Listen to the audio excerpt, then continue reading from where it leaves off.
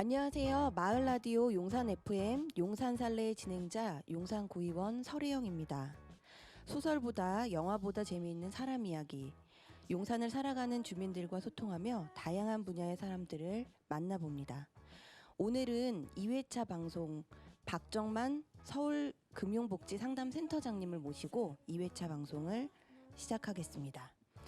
네, 센터장님 안녕하세요. 네, 안녕하십니까? 예, 여기 오시느라고 힘들진 않으셨어요? 아, 동네가 아주 좋았습니다. 소암동 참 좋네요. 네, 여기 센터가 지금 어디에 있나요? 일단 우리 센터에 대한 설명을 인사말로 네, 먼저 그러시죠. 대신하도록 하겠습니다. 인사말 너무 멋지게 하시더라고요. 예, 안녕하십니까? 센터를. 저희 센터가 7년 됐습니다. 지난 7년 동안 가계부채 빚 문제로 고통을 받고 있던 7,006명의 서울 시민의 가계부채 1조 7,661억 원의 법률적 면책을 지원하고 이들이 다시 빚을 빚으러 갚는 악순환에서 벗어날 수 있도록 주거, 일자리, 복지 서비스를 연계하고 있습니다. 서울금융복지상담센터 박정만 센터장입니다. 예. 네. 항상 이렇게 소개를 쫙 하시나요? 그렇죠. 이 소개 말에 저희 센터가 어떤 일을 하는지가 다 담겨져 있기 때문에 네. 매달 저희 써가면서 외워가면서 수치를 외워가면서 이렇게 인사말을 준비하고 있습니다.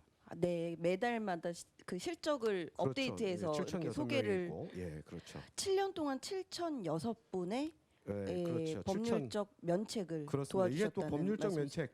면책이라는 표현을 쓰는 이유가 우리가 1조 7,661억 원의 빚 문제를 해결했다고 하면 그 시민의 네. 세금으로 대신 갚아서 네. 이렇게 하는 거 아니냐라고 오해하시는 분들이 계셔서 그게 그럴 수 아니라 있죠. 저희가 네. 서울회생법원과 법률구조공단 그리고 또 법원이 지정한 소송구조 변호사 6명 이들과 협력 체계를 통해 법정의 절차에 따라서 완전하게 면책된 금액이 1조 7,661억 원에 이른다라는 표현을 좀 한축적으로 말씀드리기 위해서 우리가 법률적 면책이라는 표현을 쓰고 있는 거죠.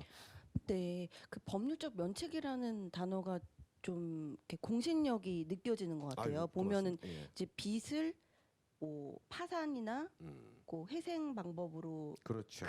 도와드리는 거죠. 그렇습니다. 예, 예, 근데 그 파산이나 그 회생이라는 절차를 좀 어렵게 생각하시는 분들 또 굉장히 좀 꺼려하시는 분들이 많은데 거기에 대해서 법률적 면책, 법률적으로 그렇죠, 그것을 그렇죠. 이렇게 구조 받을 수 있다는 것이 그렇습니다. 제도화돼 예. 있다는 말씀이시잖아요. 예, 예, 예. 네, 그래서 그 부분이 좀 그 시민분들한테 좀 신뢰감을 주는 그 멘트인 것 같고요.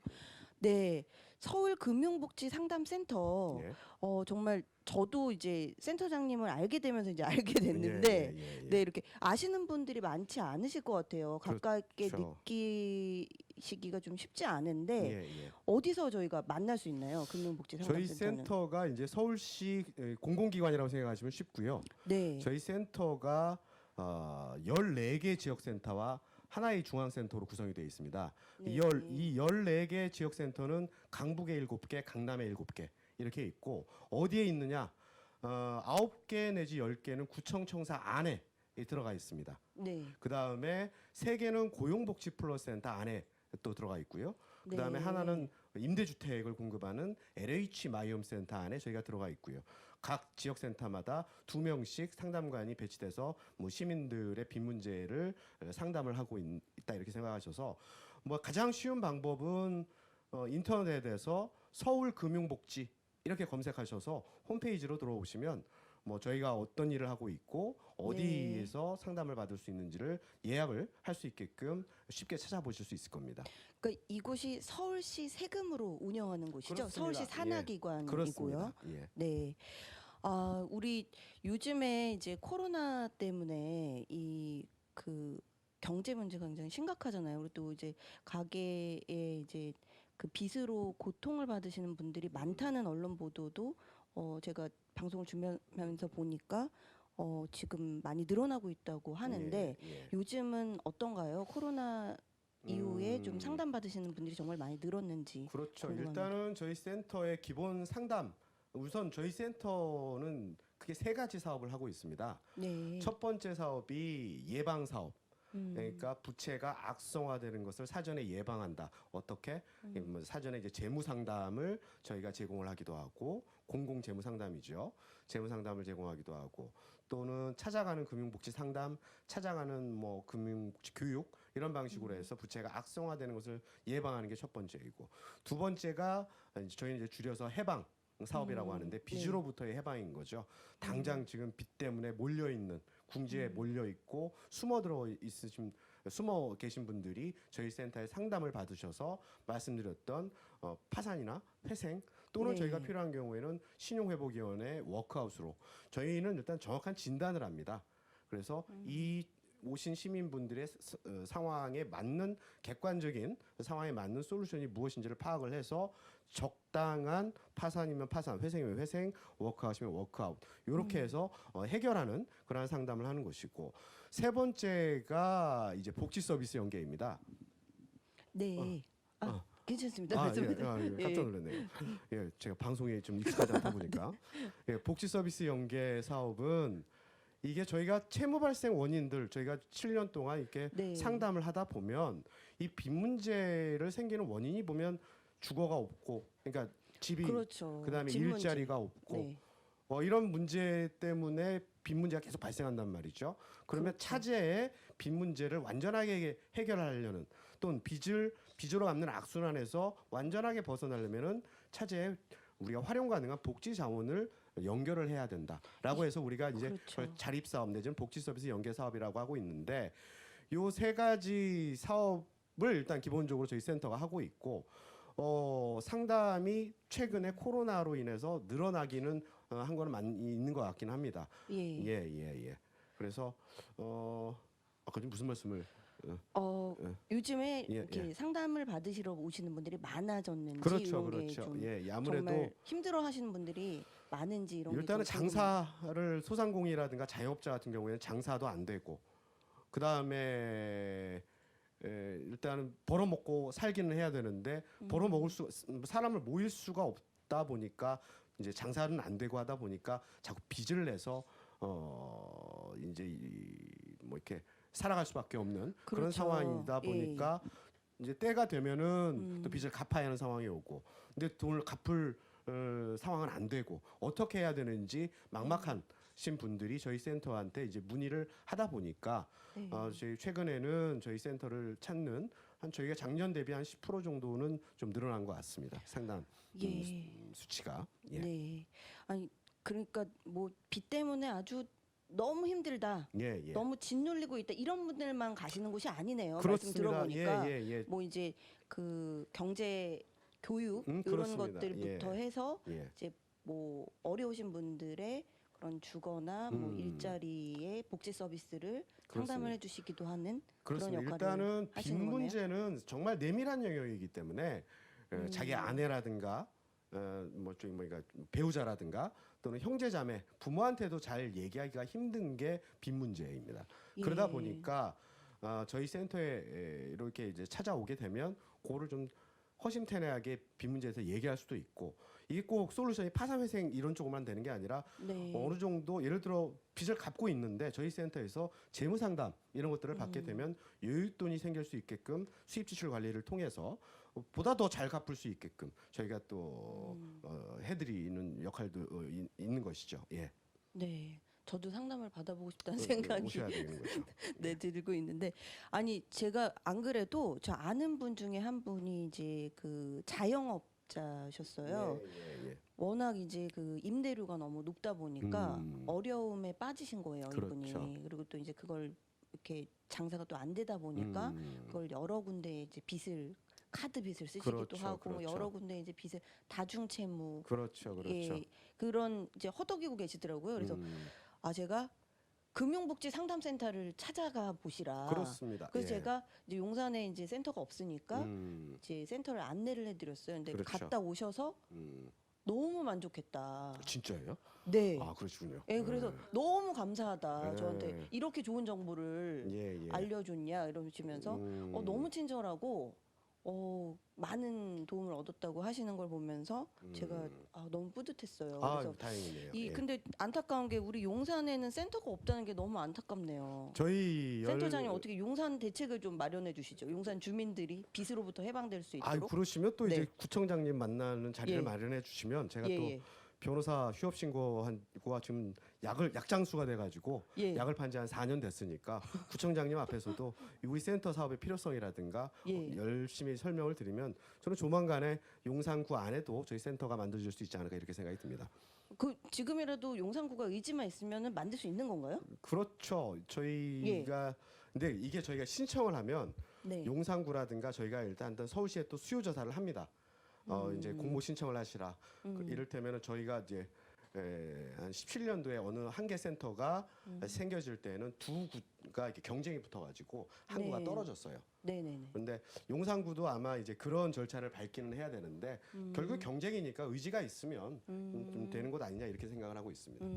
지금도 공모를 하시고 계시는 거죠? 그러면 아직 뭐 지역별 센터가 없는 곳들이 뭐 공모를 받는. 저희의 근데 또 현안이 있는 게 저희 센터가 아까 전에 말씀드렸다시피 지역 센터마다 2명씩 있다고 말씀드렸잖아요. 네네네. 이 2명씩이라니까 너무 힘듭니다.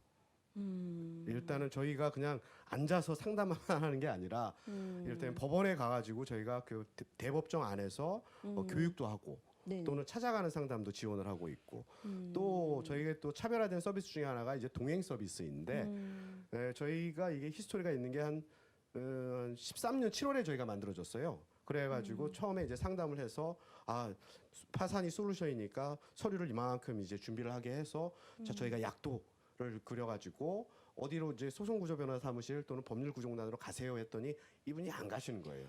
그쵸. 두렵죠. 약간 무섭고 무섭고 두렵고 어떻게 해야 될지 모르시고. 내가 어떻게 또 자기 사건을 또 이야기를 해야 되니까 그게 너무 힘들어서 결국에 안 가셨던 거를 왜 안 가시냐 우리가 그럼 함께 같이 가보자라고 해서 시작된 게 동행 서비스인데 네. 그래서 소송구조 변호사 사무실이라든가 공단에 저희 센터 상담에 함께 가면 사건의 쟁점이라든가 어떻게 향후에 빨리 들어갈 수 있는지 이런 것들에 대해서 제가 직접 또 설명을 해주니 우리 내담자도 더욱더 만족해하고 의사소통을 하는 소송구조 변호사님이라든가 공단 직원분들도 만족해해서 그렇게 하고 있는데 일단은 동행 서비스 한다고 또 자리도 비우게 되고 하니까 이 2명 가지고 너무 힘들어서 네. 지금 저희 센터의 외연을 확장하기보다는 지금 당장 현안은 우리가 3인 1조 내지 안에서 지금 지역센터의 인력을 좀 늘리는 게 저희가 먼저 좀 최우선 과제이다 보니까 일단 그런 과제가 있습니다. 예. 네, 뭐 그래도 의지만 있다면 그럼요. 만들 수 있다는 그렇죠, 말씀이시고, 그렇죠. 예, 예. 네, 용산에도 좀 빨리 될 수 있도록 저도 예. 방법을 좀 우리 또 찾아봐야 우리 될 것 구 같아요. 의원님께서 또 예, 이제 열심히 이렇게 여론을 형성해 주시면 저희 그렇죠. 또 많이 네. 도움이 되겠죠. 아니 뭐 이게 너무 중요한 사업이고 이게 빚을 이렇게 그렇죠. 해결할 수 있는 방법을 알려주는 사업인데, 약간 좀 또 예. 길을 수가 있는데 잠깐 설명을 드리면 이 가계부채 문제가 왜 문제가 되는지 일단은 지금 가계부채 규모가 1,600조입니다. 그렇더라고요. 근데 예. 그냥 계산하기 쉽게 1,500조를 우리가 이제 취재자고 했었을 때 이 1,500조 원 하면은 사실 체감하기가 어렵습니다. 그렇죠. 그죠? 네. 근데 이 1,500조 규모가 어느 정도냐면은 3천만 원짜리 고급 그랜저 뭐 이런 3천만 원짜리 승용차를 5천만 명한테 보급할 수 있는 규모입니다. 네. 전 국민이 다 하나씩 그랜저를 네. 살 수 있는 규모가 1,500조인데 현재 가계부채 규모는 1,600조 원이라는 거죠. 근데 네. 이게 왜 문제가 되느냐를 생각을 해보면 전 국민이 3천만 원짜리 차를 가질 수 있는 그런 정도의 규모인 거죠. 규모라는 일단은 GDP를 넘었어요. 국민 총생산 수준보다는 제가 넘은 걸로 알고 있고 사람이 자기가 노동을 해가지고 돈을 벌면 써야 합니다. 그죠? 그렇죠. 이제 네. 소비가 되고 그럼 소비가 잘 이루어지면 또 생산도 잘 되겠죠. 기업들 같은 그렇죠. 경우엔 생산이 늘어나면 당연히 고용도 일자리도 늘어나고 일자리가 늘어나서 사람들이 또 돈 벌면 쓰게 되고 이렇게 선순환 구조가 그렇죠. 형성이 되어야 되는 것이죠. 그런데 사람이 돈을 벌어도 쓰지 않습니다. 다 못 빚 갚는 씁니다. 데 쓰고. 다 빚 갚는 데 쓰고. 자, 통장이 있다 하더라도 이게 내 통장이 아닙니다. 항상 월급날이 또는 내가 돈을 벌어도 그 통장은 싹싹 다 빠져나갑니다. 네, 중간에 그냥 다 가져가 버려. 소비가 증진이 되지 않니 생산이 떨어지고, 생산이 떨어지니 그렇죠. 일자리가 노동이라든가 이런 부분들도 위축이 돼서 경제가 막히네요. 고혈압과 네. 같은 거죠. 음. 그래서 이번 정부가 소득 주도 성장을 열심히 추진을 했는데 제가 보기엔 큰 성과가 나지는 않았어요. 왜? 빚 문제부터 근본적으로 해결을 해주고 나서 일자리를 늘려야 되는데 일자리만 늘리면 뭐합니까? 일자리가 늘어나서 벌어도 돈을 소비로 이어지지가 않는데 다 빚 갚는 데 써버리게 되는 것이고 그래서 이 가계부채 문제가 궁극적으로는 국가 경제 전체에 큰 영향을 미칠 수가 있다라고 해서 이 가계부채 문제를 해결을 해야 하는 것이 첫 번째 과제인 것이죠. 그렇죠. 개인만의 문제가 아니라 국가 전체적으로 경제 문제를 봐도 가계부채 문제는 그렇죠. 해결해야 될 문제다. 그게 해결이 되어야 사실 저희는 일자리라든가 이런 것들도 원활하게 생겨나지 않겠느냐 이렇게 바라보고 있는 겁니다. 예. 네. 지금 보니까 금융복지 상담센터가 서울만 있는 게 아니더라고요. 예, 예, 전국적으로 이렇게 있던데 서울이 제일 먼저 생겼나요, 혹시? 서울이 그렇죠. 13년 7월 달에 6개로 센터로 시작을 해서 지금은 중앙과 14개에서 15개 센터로 예. 운영이 되고 있는 것이고 지방 15년도부터 2002년이 지나서 15년도부터 뭐 전라남도 또는 뭐 경기도 그다음에 전라북도, 경상남도 이 정도 광역 단위로 생겨나기도 시작을 했고 기초자치단체로는 성남시가 제일 먼저 또 생겨나기도 했었고요. 그렇게 해서 현재 한 15개 정도가 전국에 저희 센터를 이제 벤치마킹해서 운영되고 있습니다. 근데 규모가 네. 그렇게 크지는 않고요. 예. 아무래도 지방도 좀 이제 생겨나고 있는 추세이다 보니까 아직은 좀 소규모로 이루어지고는 있습니다. 네. 서울이 모범을 이렇게 확산한 그런 곳이군요. 이거는 서울센터가. 뿐만이 아니라 네. 17년도에 저희가 국제 교류 때문에 저희가 이제 대만에 가서 이 서울형 모델 가계 부채 네. 문제는 더 이상 금융으로서만 풀 수 있는 게 아니라 반드시 복지 쪽으로 접근을 해서 풀어내어야 하는 게 답안이다라는 것들을 이제 발표를 했는데 이게 동아시아 금융 피해자 교류회였었거든요. 네. 근데 이게 17년도에 저희가 발표를 하고 나서 18년도 때 저희가 듣자 하니 대만 타이페이시가 저희 서울형 모델을 차용을 해가지고 또 시범 운영됐다는 얘기를 저희가 이제 소식을 듣기도 전 했습니다. 세계로 전파하는 일단은 그런 이 역할까지. 빚 문제를 네. 공공의 영역에서 전문적으로 법원과 연계를 해서 이제 풀어낸다라는 모델이 흔치가 세계적으로도 흔치 않은 모델입니다. 그러면 대만에 직접 가셨나요, 센터장님이? 17년도에는 제가 대만을 가서 이제 발표를 했던 거죠. 영어로. 아니죠. 이게 요즘에는 이제 제도가 발달이 돼서 아유, 네, 알겠습니다. 예, 예. 직접 다녀오셨구나. 예, 예, 예. 그것도 참 귀중한 사례네요. 예, 예. 그 센터장님 말씀을 듣다 보니까 센터장님은 뭐 어떤 전에는 어떤 일을 하셨나요? 센터에는 지금 몇 년도부터 일을 하고 계시는 거죠? 저는 이제 17년 3월부터 예전에는 이제 변호사 생활하다가 네. 17년 3월부터 네. 3월부터 지금 이제 4년째 4년. 지금 약장수가 돼가지고 센터를 여기저기 지금 팔고 다니고 있습니다. 예. 그러시구나. 변호사보다 지금 센터가 더 어떻게 더 만족감이 더 크세요? 일을 하시는데? 그렇지는 않고요. 급여가 있다. 급여의 차이가 아주 아주 많이 차이 나나요? 예, 일단 있긴 한데 네. 중요한 거는 이제 변호사 생활하면서도 민변이라든가 잘 아시는 뭐 이런 네.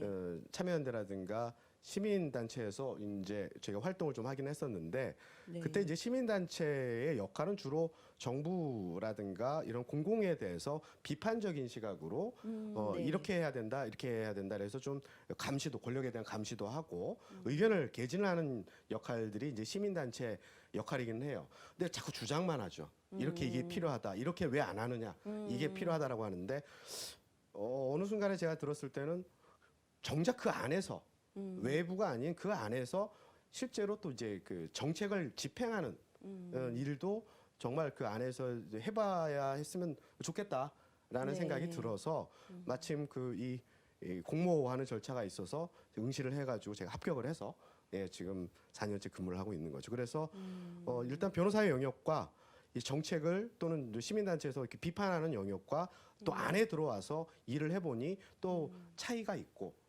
그런 것들에 대해서 좀 느끼고 있는 많이 배우고 있는 그런 상황인 것이고요.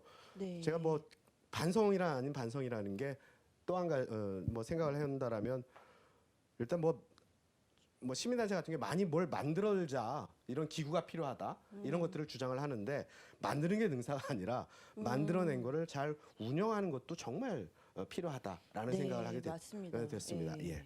그런 게 좀 반성인 거죠.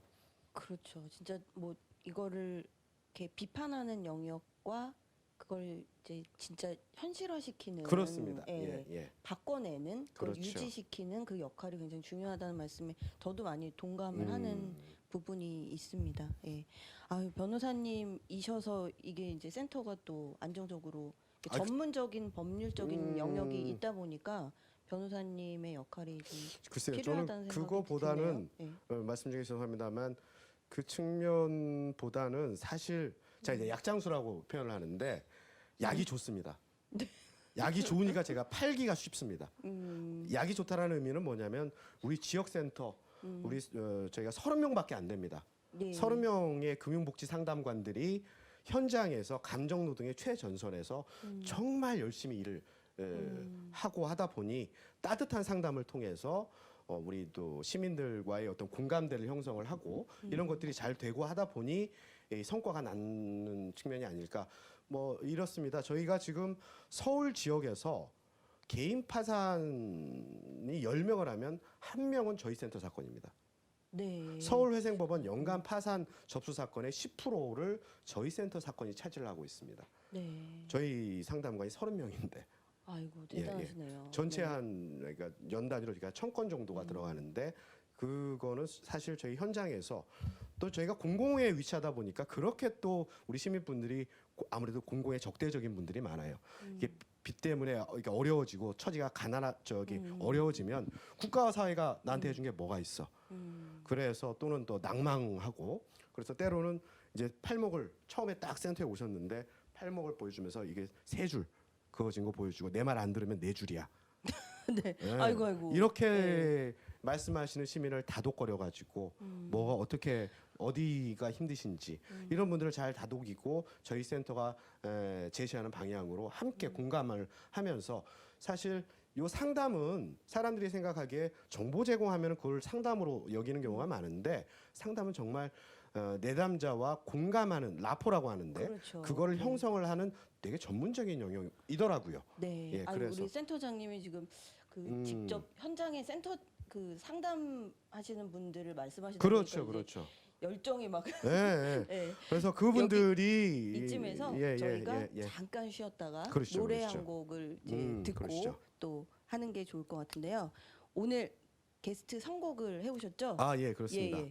소개를 좀 해주시겠어요? 예, 그 미국 가수, 영국 가수인가? 그러니까 외국 팝인데요. 예. 그 레니 크라비츠라는 가수가 부른 It Ain't Over Till It's Over라는 노래인데 네. 이게 한국말로 하면 끝날 때까지 끝난 게 아니다라는 말입니다. 아, 네. 이 노래를 좋아하시는군요. 예, 한번 들어보시죠. 그러면 듣고 오겠습니다.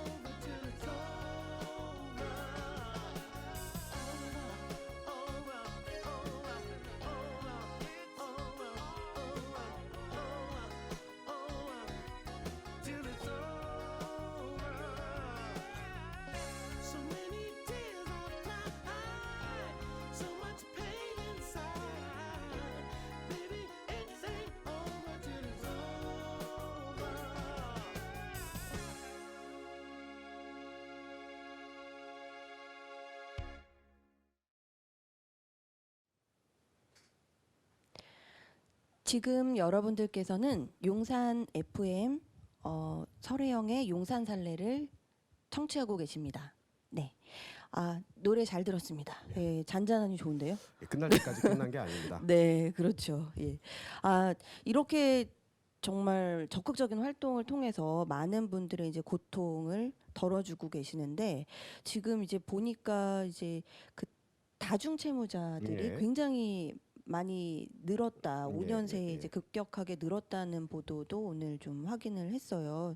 특히 이제 이 중에서 30대 이하의 청년층의 다중 채무자의 그 빚이 또 많이 급격히 늘었고 그래서 한 116조 정도가 된다고 하더라고요. 그래서 이런 청년들은 좀 어느 정도나 지금 상담 건수가 있을까요? 궁금합니다. 우선은 청년들의 비율은 저희 센터를 이용하는 율은 그렇게 높지는 않습니다. 네. 저희 센터는 주로 50대, 60대 분들이 저희 센터를 이용하는 분들이 꽤 많으시고 청년 같은 경우에는 아무래도 아직 상환 능력이 있다라고 청년 스스로가 생각하는 경우가 많다 보니까 저희 센터에 문을 두드리는 경우가 적긴 한데 저희는 뭐 청년분들한테도 아까 전에 저희 사업이 재무 상담이 필요하다. 네. 어떻게 돈을 쓰고 수입 지출 관리는 어떻게 해야 하고 그러한 것들을 습관을 통해서 사실 문제가 터졌을 때보다 예방이 더 중요하기 때문에 그렇죠. 청년분들도 저희 센터 홈페이지 서울금융복지를 검색하셔서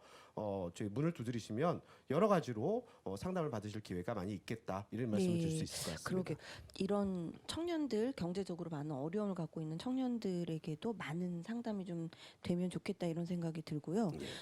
궁금한 게 있는데요. 빚이 많다. 예. 그럼 다 파산 면책 가능한가요? 그렇진 그 않죠. 기준이 뭔지 짧게? 이건 법률적으로는 파산은 지급불능 상황이어야 합니다. 네. 그래서 더 이상 빚을 갚을 수 있는 능력이 되지 않는 네. 그런 지급불능 상황을 얘기하는 것이고 그걸 여러 가지로 판단하는 기준들이 다 있겠네요. 그렇죠. 네, 그렇죠. 상담을 뭐 받아보면 이 사람이 파산이 가능한지 빚의 규모라든가 네. 뭐 이런 것들 뭐 그다음에 지금 소득 형태라든가 가구 원수라든가 이런 것들을 종합적으로 또 이제 파악을 해야 되는 것이죠. 예. 그다음에 이제 회생은 3년 동안에 그거를 이제 갚아 나가는 겁니다. 일부 3년 1억 동안. 원이 있으면 네. 3천만 원을 분할해서 예를 들어서 3년 동안 갚아 나가면 나중에 다 갚았다 그러면 나머지 7천만 원을 3년 후에 면책을 시켜주는 제도입니다. 네, 예. 3년 동안 갚아 나가고 예, 나머지는 면책하는 그렇죠, 그 제도가 그렇죠. 회생이라는 일부만 갚고, 말씀이시고. 예. 네. 그래서 지금 뭐 방송을 듣고 계시는 또 이제 우리 용산의 주민분들 중에 빚으로부터 고통받고 계시는 분들이라면 뭐 파산이든 면책이 아니라 하더라도 그렇죠. 이런 상담을 통해서 또 이제 경제적인 관념을 좀 더 그렇습니다. 이렇게 가지실 수 재무 있도록 구조를 좀 개선할 수 그럴 있는 수 있도록 도와드릴 그렇죠. 수 있는 그런 센터니까 많은 분들이 좀 그렇습니다. 센터의 문을 두드릴 수 있도록 딱 한 가지 꼭 이 말씀드린 게 코로나가 터지고 나서 또 특징적인 게 네. 대출 문의가 그렇게 많으시는데 맞습니다. 저희 네. 센터는 기본적으로 대출은 지급하지는 않습니다. 네. 예. 왜냐하면 안타까운 소식이네요. 대출은 저희는 그 빚을 돌려막는데 가장 큰 주범이라고 생각하는 거기 때문에 네. 저희 센터가 대출을 지급하고 있지는 않으니 네. 설명 이제 저희가 오해하셔가지고 저는 그러시면 대출도 돼요. 지급한다는 말씀을 하시는 줄 알고 아, 기대하고 쫑긋하고 들었는데 사실 안타깝네요. 돌려막기를 위한 추가 대출은 상황을 더 악화시킬 뿐입니다. 네, 그렇습니다. 어쨌든 이제 이런 그 돈을 좀 이렇게 뭐라 그러죠? 계획적으로 그렇죠. 좀 할 수 있도록 앞단에서는 컨트롤할 그렇게 수 하고 있는 그렇습니다. 그런 예. 방법들을 잘 알려주실 수 있도록 해주시면 좋을 것 같고 우리 이제 주민분들이 센터를 알도록 하는 게 가장 그렇죠. 중요한 그렇죠. 거라는 생각이 드는데요. 예. 이런 그 홍보 예. 또 주민분들이 또 만날 수 있는 방법 예. 어떻게 가능할까요? 가장 쉬운 방법은 인터넷에서 서울금융복지 이걸 검색을 하셔서 뭐 홈페이지라든가 기사를 보시고 저희 이제 1644-0120 번호를 눌러서 예약을 하시면 저희가 그냥 1, 2회 끝난 뭐 간단한 정보 제공은 그렇게 끝나긴 하지만 수차례 걸쳐서 상담을 진행을 하기도 하거든요. 그래서 네. 그렇게 이용하는 방법이 있고 두 네. 번째는 동주민센터 또는 구청 이런 데 문을 두드리시면 혹시 이런 데가 있는데 서울금융복지라는 데가 있는데 이렇게 좀 알아봐 달라 하면은 바로 연결도 된 그런 시스템이라고 생각하시면 됩니다. 네, 예. 알겠습니다. 이 주민분들한테 좀 더 가깝게 느낄 수 있도록 저희 구에서 용산구에서 또 홍보할 수 있는 방법을 또 센터를 또 만든다든지 이런 방법들을 저도 이제 만들 수 있도록 그렇게 노력해야 되겠습니다. 아유, 고맙습니다. 그러면 오늘 이제 박정만 센터장님이랑 금융복지 상담센터에 대해서 많은 말씀을 들었는데요. 저희가 예정된 방송 시간이 있어서 아, 그렇죠. 안타깝게도 예, 여기에서 좀 마무리를 해야 될 것 같은데 알겠습니다. 예. 오늘 이렇게 동네 마을 라디오 처음 출연하셨어요? 그렇습니다. 예, 네. 마이크 들고 이렇게 방송을 처음 네, 네, 예, 잘 어울리십니다, 센터장님. 네. 노래를 해야 돼. 노래도 잘하시는군요. 네, 오늘 방송 출연 소감 잠깐 들을 수 있을까요? 예, 일단은 저희가 용산구에는 저희 센터가 없는데 네, 이 기회를 맞습니다. 통해서 우리 용산 구민 제가 듣자니 한 540만 명이 이 용산 FM을 청취하고 있는 걸로 제가 파악을 하고 있었는데 네. 참 영광이고요. 이 기회를 통해서 용산 구민분들도 저희 센터의 문을 두드릴 수 있는 첫 계기가 됐으면 하는 바람이 있습니다. 고맙습니다. 네, 우리 서울 시민들, 용산 주민들의 이런 어려운 말 못하는 이런 고민, 빚으로부터의 탈출을 도와주고 계시는 우리 박정만 센터장님 오늘 모시고 많은 말씀 들었습니다. 네, 그러면 오늘 2회 용산 마을 라디오 설혜영의 용산 살래 이것으로 오늘 방송은 마치도록 하겠습니다. 네, 예, 감사합니다. 예, 안녕히 계세요. 앞에 보시면 됩니다.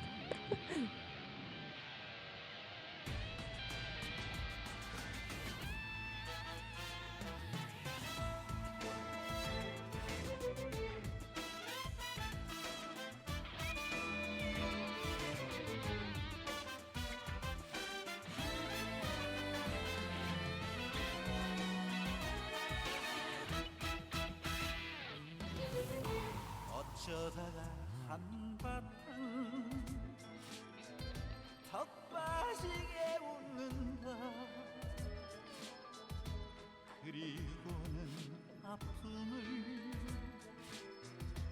그 웃음에 묻는다.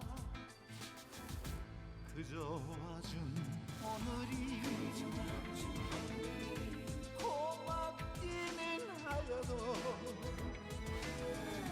죽어도 오고만은 또 내일이 두렵다. 안녕하세요.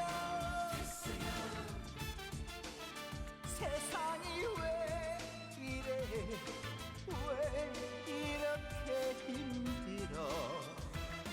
안녕하세요. 소크라테스형 사랑은 또 왜 이래.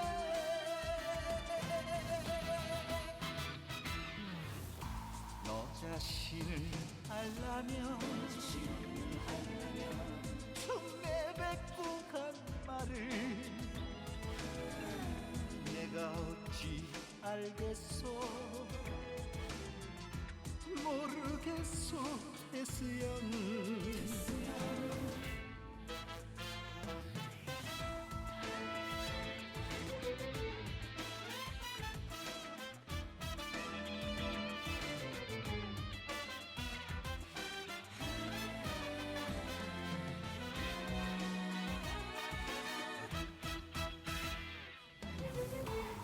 울아버지 산소에 제비꽃이 피었다. 들국화도 수줍어 샛노랗게 웃는다. 그저 피는 꽃들이 예쁘기는 하여도 자주 오지 못하는 날 꾸짖는 것만 같아.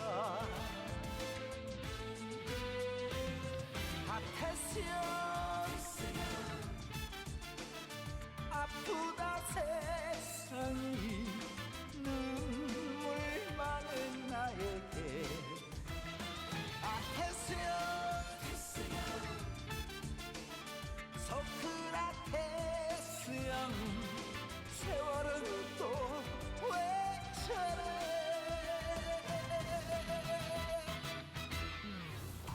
먼저 가본 저 세상 어떤가요 테스 형 가보니까 천국은 있던가요 테스 형 아 테스 형 아 테스 형 아 테스 형 아 테스 형 아 테스 형 아 테스 형 아 테스 형 아 테스 형